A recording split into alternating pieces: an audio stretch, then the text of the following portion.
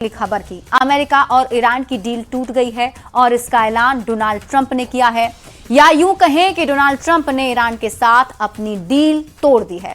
Cease fire खत्म करने का ऐलान किया गया है और उन्होंने साफ साफ कह दिया कि उनके लिए सीज फायर खत्म हो गया है। अब वो ईरान के लोगों से बात नहीं करना चाहते हैं।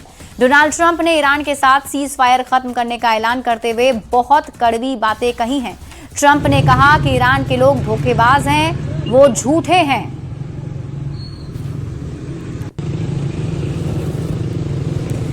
तो डोनाल्ड ट्रंप ने एक बार फिर से बड़ी चेतावनी दे दी है ईरान को और सीज फायर तोड़ने का भी ऐलान कर दिया है। यानी कि जो अब तक डील हुई थी और ऐसा लग रहा था कि ईरान और अमेरिका में जो सीज फायर की डील हुई है इससे मिडिल ईस्ट का तनाव कम होगा और जो प्रॉब्लम अभी उठ रही थी वो सब कुछ दूर हो जाएगी। लेकिन अब ट्रंप के इस बयान ने फिर से दुनिया की चिंता बढ़ा दी है।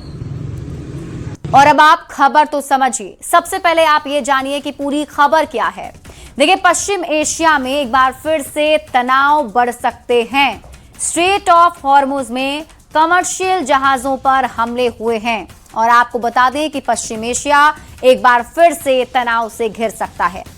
और बताया जा रहा है कि स्ट्रेट ऑफ हॉर्मुज में कमर्शियल जहाज पर हमले हुए। जवाब में अमेरिका ने ईरान के कई ठिकानों पर नए हवाई हमले कर दिए। बढ़ते तनाव का असर भारत पर भी पड़ेगा। इस समय हॉर्मुज के फारस की खाड़ी में भारत के 9 जहाज मौजूद हैं और आप जानते हैं कि इन्हीं जहाजों से कच्चा तेल जो है वो हमारे देश में आता है, इंपोर्ट होता है। 9 जहाजों पर करीब 198 भारतीय नाविक भी सवार हैं। फिलहाल भारत के किसी भी जहाज को कोई नुकसान अब तक तो नहीं है और ईंधन के दाम पर इसका असर पड़ेगा। सबसे बड़ा सवाल यही है और सबसे ज्यादा असर ईंधन पर ही पड़ता है। देखिए, हॉर्मुज दुनिया के सबसे अहम समुद्री व्यापारिक मार्गों में से एक है। दुनिया के करीब 20% तेल और प्राकृतिक गैस की आपूर्ति का यही एक रास्ता है। स्ट्रेट ऑफ हॉर्मुज में तनाव का असर पूरी दुनिया पर पड़ेगा। अमेरिका ने ईरानी तेल पर दी छूट भी अब वापस ले ली है। यानी जो ऐलान किया गया था, जिस छूट का ऐलान डोनाल्ड ट्रंप ने किया था, वो वापस ले ली गई। पिछले महीने दी गई 60 दिन की विशेष छूट डोनाल्ड ट्रंप ने वापस ले ली है। ये छूट युद्ध रोकने के अंतरिम कोशिशों के तहत दी गई थी। अब इस फैसले के बाद ईरानी तेल के निर्यात पर सख्ती बढ़ सकती है। यानी कि लंबे समय तक तनाव बना रहा तो स्थिति और भी ज्यादा गंभीर हो सकती है।